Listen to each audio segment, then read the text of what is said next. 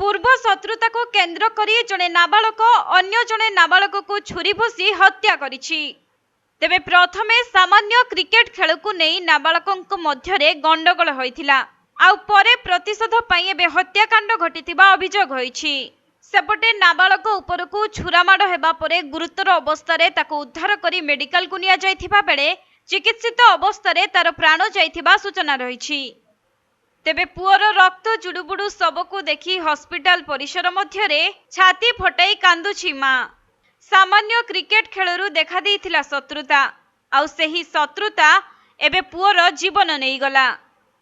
एपरी घटना देखिबाकू मिलिछि गंजाम जिला खलिकोट थाना अंतर्गत कैरासी ग्राम रे, जहाँकि कैरासी ग्रामर अरुण दासंक 17 वर्षीय नाबालक पुओ राजेश दास संध्या समय ग्रामर सागरबंध माछ मार्केट को जाइथिला आउ सेठारे सुजोग को अपेक्षा करिथिबा आउ जने 17 वर्षीय नाबालक राजेश को छुरी रे आक्रमण करथिले।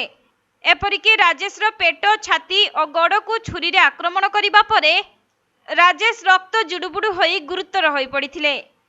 तेणु संगे संगे तांकु खलिकोट गोष्ठी स्वास्थ्य केन्द्र रे भर्ती करा जाइथिबा बेले चिकित्सित अवस्था रे तांकर मृत्यु होईछि। परे खबर पाई खलिकोट पुलिस मेडिकल रे पहुंची एहार तदंत आरंभ करिथिबा बेले एही हत्याकांड पूर्व शत्रुतारु होइथिबा जଣା पड़िछि। सूचनायोग्य जे गत किछि मास तळे कैरासी ग्राम रे क्रिकेट खेल को नै गंडगोल होइथिला। जे गंडगोल को नै पूर्वरु खलिकोट थाना रे मामला रुजु होई 4 जन नाबालकों को बाल सुधार गृह को पठाई दिया जाइथिला।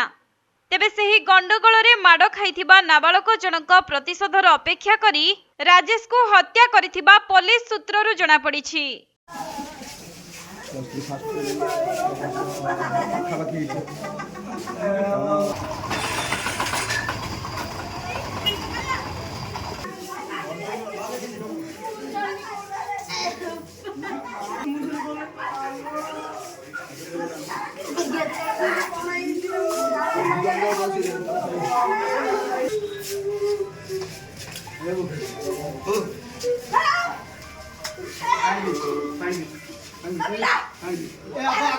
गंजाम जिल्लारू जगन्नाथ साहू रिपोर्ट, कोणार्क लाइव।